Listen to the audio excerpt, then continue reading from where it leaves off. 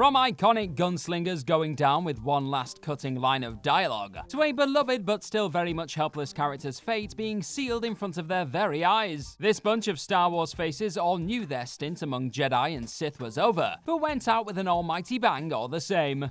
Gareth here from What Culture Star Wars, and here are the 10 greatest I'm dead and I know it moments from Star Wars. Number 10, Han Solo gives his son the strength to do it, The Force Awakens. While the actual visual of the iconic smuggler-turned-general plummeting to his death on the back of sharing one last touching moment with his boy Ben, as the two reconnected on Starkiller Base, was certainly shocking to behold. The second Han Solo stepped out onto that dizzying walkway, fans were already bracing themselves for the seemingly inevitable. So too was Solo, as it goes, with the quick-witted commander of the Millennium Falcon having the look of a man on borrowed time, throughout his desperate conversation with his fallen son. Even when a clearly conflicted Kylo Ren seems to hint at leaving his dark days behind, Solo's face as the grandson of Darth Vader offers his lightsaber to his pops before the room ominously fades into darkness, tells the story of a father who knew a tragic and definitive conclusion was likely right around the corner. But instead of struggling against his son, Solo accepted his boy's wishes and left his life with one solitary stroke of his cheek. Oh, it's just so sad. Number 9, Ben Kenobi knows his time has come, A New Hope. Coming during the ragtag bunch of heroes' attempts to rescue a captive Princess Leia, a rematch for the ages unfolds between one-time master and apprentice as Darth Vader and Obi-Wan Kenobi duke it out for old time's sake. Yet despite very much holding his own against the all-powerful fallen Jedi, more than he did during that first running of it back in Episode 3 of Disney Plus's Obi-Wan Kenobi at least, the wise old space wizard opts for a then unexpected route upon witnessing Vader's son enter the hangar beside him. With a knowing smirk as he senses what he must do, the one-time Clone War general brings his lightsaber towards him and offers the former Anakin Skywalker an open invite to strike him down. Sure enough, as predicted, Kenobi would subsequently become more powerful than Vader can possibly imagine, and aid young Luke in his path to becoming a Jedi Master in his own right. Few Jedi have ever gone down in such a calm and badass a manner as this icon of the Force did when sacrificing himself to save Luke and the gang. Number 8, a return to Jabba's palace means only one thing for Bib Fortuna, The Mandalorian. The live-action return of Boba Fett was one that lifted the hearts of just about everyone taking in the fresh new entries in Disney's now burgeoning TV corner of the galaxy. However, there was one particularly familiar Star Wars face who wasn't as excited to see the legendary bounty hunter as the rest of this giddy old planet. Taking place during the Mandalorian Season 2 finale post-credit scene, the son of Jango decides to return to a well-known locale on Tatooine in the wake of assisting Din Djarin and his Mandalorian chums, rocking up very much to the unfortunate surprise of the most famous Twi'lek in the galaxy, that is, Bib Fortuna. Jabba the Hutt's one-time Major Domo realized very quickly that his time on the throne was about to come to an abrupt end. Squirming and attempting to pacify the formidable Beskar sporting badass, Fortuna's transparent bid to embrace and reconcile with the assumed dead Force did little to convince Boba to spare his life. In the end, Fortuna knew what was heading his way, but desperate Twi'leks do desperate things, and his sniveling chuckles were soon extinguished by the next daimyo. Number 7, Anakin tells Padme he's had visions of her death, Revenge of the Sith. While it was no secret that Luke and Leia's mother, Padme Amidala's chances of making it out of Revenge of the Sith alive were pretty much non-existent, the character herself was likely still somewhat content coming into that third entry, on the back of finally marrying her beloved and even creating the next generation of Skywalkers in the process. But celebrations were soon cut short, on the back of Anakin's ominous revelation that his Force-sensitive brain had been at it again in his dreams. This time, instead of his now late mother being at the center of his unsettling visions, it was Padme.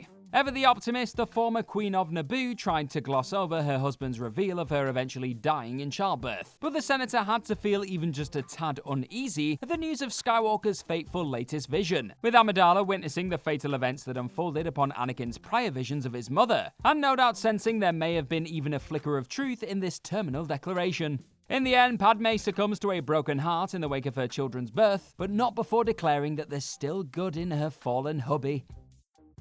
Number 6, Darth Maul's final words to Kenobi, Rebels.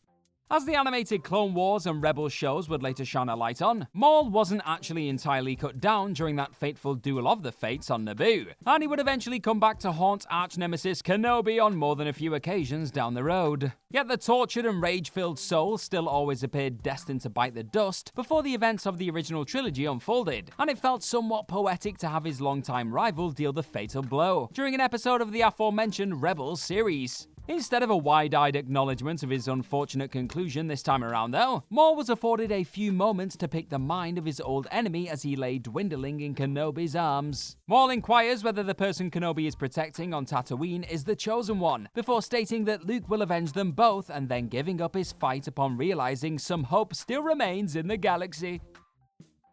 Number 5, Fives tells Rex he only ever wanted to do his duty, the Clone Wars.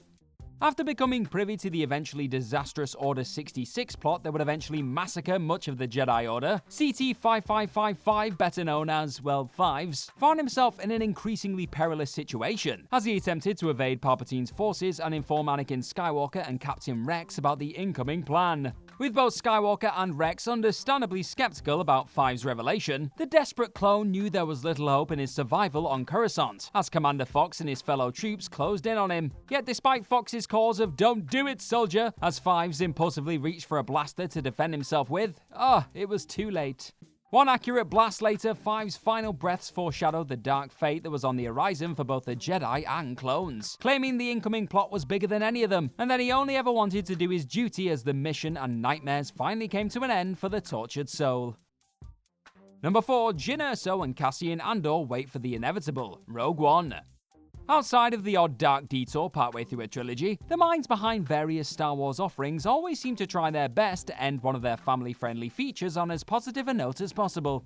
Gareth Edwards had other ideas, however. After giving Rogue One watchers little choice but to fall in love with the likes of Jyn Erso and Cassian Andor during the Rebel Force's attempts to get their paws on the Empire's Death Star plans, the director cruelly yet brilliantly decided to reward those brave freedom fighters with one of the most gut-wrenching beats in the galaxy for all of their Scarif scrambling troubles. As the frightening space station loomed into view over the planet, the last few flickers of hope were chillingly blocked out by this iconic superweapon. Witnessing its infamous green laser beam penetrate the surface of the orb, both Jyn and Cassian have little choice but to watch the beautiful terror heading their way on the horizon, embracing each other as their final moments amongst the living are inevitably consumed by the incoming blast. Number 3, Darth Vader shuts the doors on NUTE Gunray, Revenge of the Sith. Hot on the heels of chopping his way through some younglings, a recently turned Anakin Skywalker is tasked with extinguishing the last few embers of the separatist group on Mustafar. And in one particularly sinister beat, the Viceroy of the Trade Federation, NUTE Gunray, likely very much realized what savagery was waiting around the corner. After welcoming the recently christened Lord Vader into their company, Skywalker unsettles all in attendance by slowly lowering the surrounding doors via the Force. Skip forward to the sight of Anakin easily slicing his way through the room, leaving only Gunray to beg for his life before referencing Lord Sidious's promises of peace in a hopeless late attempt to elicit some mercy in the barbaric fallen Jedi. In truth though, the Viceroy knew his time was up the second he witnessed his fellow separatists be utterly butchered in this sealed makeshift tomb. Nobody puts Vader in a corner. Number 2, Satine Kryze accepts her fate, the Clone Wars.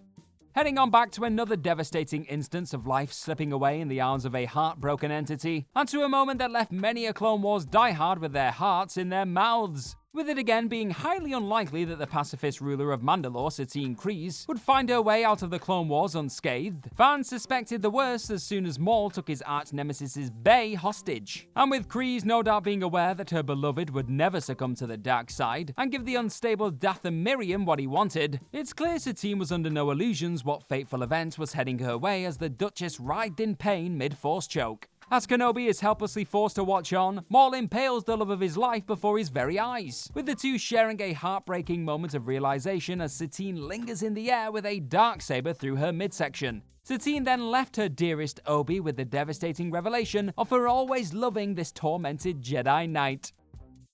Number 1, Cad Bane knew Boba Fett was a killer, the Book of Boba Fett. Cad Bane's recent re-emergence in the Star Wars universe as part of the Book of Boba Fett Disney Plus series was enough to very nearly melt the internet altogether. However, those who were angling to see the epic gunslinger stick around and act as a consistent thorn in the sides of Din Djarin and Fett in the coming seasons were ultimately left reeling by his sudden demise in the finale of said book. Never one to miss out on the chance to deliver a truly memorable one-liner though, Bane's final lesson of looking out for yourself being cut off by a stubborn Boba paves the way for a fittingly cold final utterance. Defiantly confessing "I knew you were a killer" moments before one last desperate attempt to incinerate his longtime rival is foiled by a spear through the chest. Does it get any cooler? Bane was well aware his days of bounty hunting were up, but still could not resist getting in the last word. And that's our list of any other epic I'm dead and I know it moments from Star Wars. Let us know all about them in the comment section right down below, and do not forget to like, share, and click on that subscribe button while you're at it. I have been Gareth from What Culture Star Wars. Thank you very much for clicking on this video today, and I'm sure I'll see your lovely faces very, very soon. Bye bye!